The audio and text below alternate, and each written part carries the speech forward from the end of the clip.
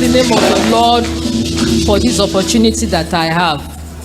You cannot imagine how many times I have imagined this, how many times I have dreamt it. So I thank God that God has brought it to pass. Lord, I am grateful. I'm going to be very brief. You know, I'm a woman of very few, unlike my husband. So I'll just be very brief. But I cannot but stand in the midst of God's people to give glory unto the Lord. When we were there, we never knew that the world was praying for us. But I personally knew that Antioch was praying for me. I was so convinced that every Sunday, especially prayer Sunday, I will know that indeed prayers are being offered on my behalf and others. So I bless God that honored those prayers. He did honor it. He did honor it. So I'm going to cite just one instance. Apart from seeing the hand of God right from the beginning, the 7th week was the hardest for us all. That was when the troop increased their hair rates. It was so intense and persistent that at a point, the fear of the bandits became secondary. We were just praying that missiles will not be accidentally dropped on us. But God kept us because we were so exposed, only covered with polythene bags and grasses. So amidst that fear, God consoled our hearts. And that week, it started on Monday. They had told us the previous week that the governor said that before Friday the next week we will be released. So we were calm. But when the hearing started on Tuesday, they become so furious. So towards the end of that week, the commander came, said, "Principal, come." I was already shaking because I know what that could mean. So immediately I got there and said, "See what your government has done. I'm going to kill one of you today." Hey, I just fell down, rolling on the ground. I brought 4 men. There are only 2 remaining. You still want to take another one? I already know that the knowledge of the other 2 will continue to haunt me for a long time. I was just rolling on the ground. And unlike him, he became calm. He became calm. He said they should call me, that when he left our place, that I should come. He said, "Now that the government has been doing this, what do you want us to do?" I said, "What you asked for is beyond any of the victims' family. Just ask for what we can run around for." He said, "Okay, I will send your message." I thought that had gone. Later in the night, we started hearing shovels walking. My men, the 2 of them, were shouting, "Mama, one more thing, lo shovel, amonguro shovel." Mo ní wọ́n ṣiṣẹ́ kan lọ́wọ́ ni. I was crying as I was saying because we all knew what that meant. They were about to bury another person. So those 2, they were shouting, they were pleading, "Mama, ẹ bá wọn sọ̀rọ̀." Mama kí ni mama fẹ́ ṣe?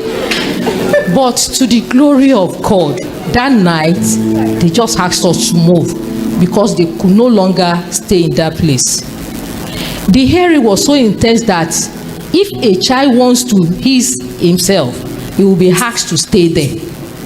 And they said, "Mama, principal, tell them we are ready to sacrifice any one of them if they make noise. They cannot kill all of us." How do you tell a 1 year, 3 months baby that do not cry? How do you tell a 2-year-old that you must not ask for food? Those period, they were not free to prepare food because they were afraid that smoke will rat them out. So we go hungry most of the time. But to the glory of God, we left that camp to the last camp before we were rescued and released. While I was there, apart from praying for God's release, I specifically asked for 2 things. One, I pray that I will not meet an empty house. I knew how strong my husband's health is. So at a point when they told me that he has closed the line of communication, I said, something has happened to him. He wouldn't have done that on his own. So when we were rescued, I was so persistent that one of the armies had to put a call through to him that I should talk to him. So I knew God answered that prayer. The other thing I specifically asked was my health. The place was so terrible that anything could have happened that place. I just told God, my grave should not be numbered in the forest. And God helped me. We were in a place that when you are shaking with fever, the first question is it malaria you have or fever? And the solution is 2 tablets of paracetamol. At worst, Bosca, or whatever they call that name. That last week on Sunday, because of the stress I had gone through in the 7th week, I broke down. My temperature was on the roof and I was shaking. So I just called one of them, the camp commandant, Oga, can I have 2 tablets of paracetamol? I said, no problem. The woman sitting next to me said, Mommy, this is not paracetamol. I said, God will work with it. I used that paracetamol, and to the glory of God, it was as if I was never having the symptoms of malaria. So God saw us, it was God's hand. The release was miraculous. Nobody, I cannot say this is what happened. And just like that man in Luke who said, they were asking him, this man is a sinner, this man is this man is that. I said, I don't know, but what I know, I was blind, but now I can see. I know that I was incarcerated for a period of time, and at the right time, God rescued me and brought me into the midst of my people. So I give glory unto the Lord. I thank God for what He has done. My family cannot thank Him enough. My whole life cannot thank Him enough. But I give glory unto Him. I thank God for this church. I thank God for this church. I thank God for this church. I thank God for this church. We are grateful. We are grateful. We are grateful. We are grateful. We are grateful to everybody. Daddy, the Lord bless you. We are grateful. We are grateful. May the Lord accept our thanks in Jesus' name.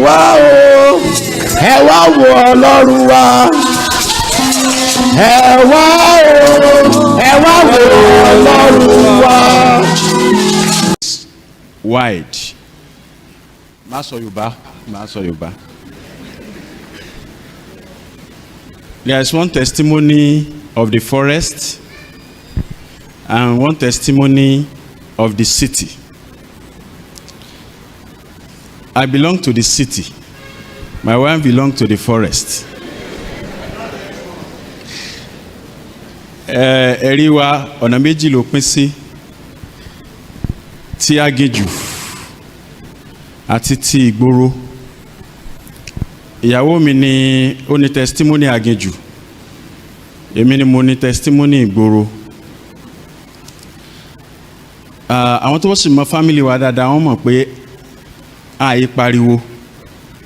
It's a very quiet family. Lẹ́yìn ká ṣiṣẹ́ Ọlọ́run ká padà sílé. Tá bá sì ṣẹ̀ ká bẹ̀bẹ̀. Àmọ̀jù bẹ́ẹ̀ yẹn lọ.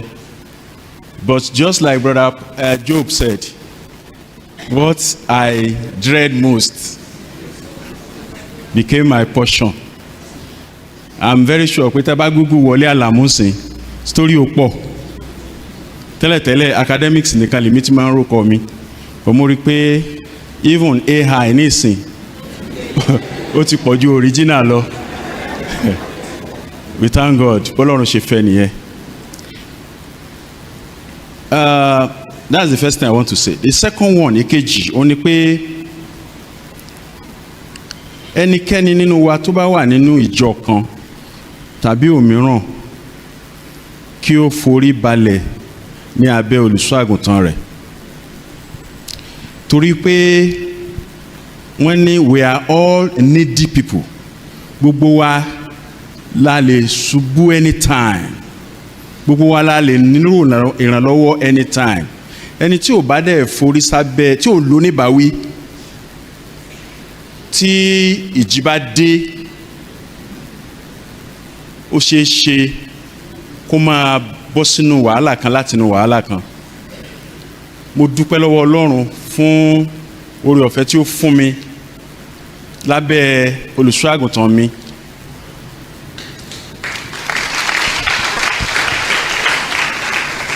Testimony àkọ́kọ́ nìyẹn o.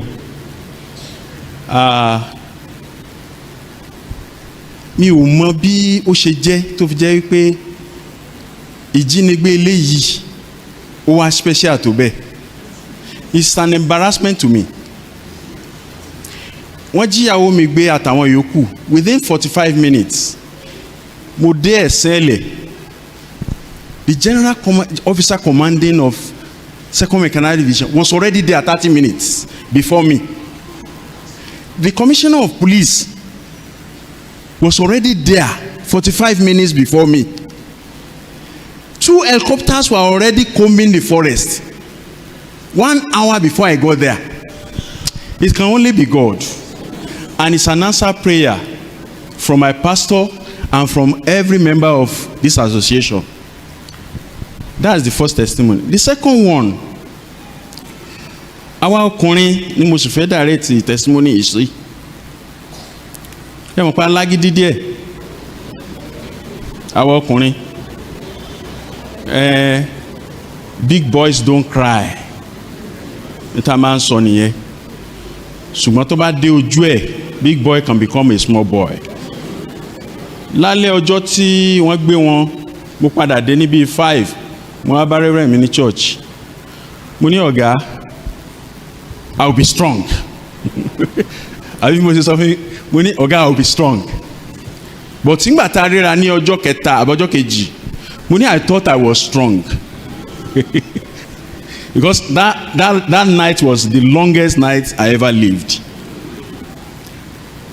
So àwa ọkùnrin ẹ jọ̀ọ́, apart from living right, because téèyàn ò bá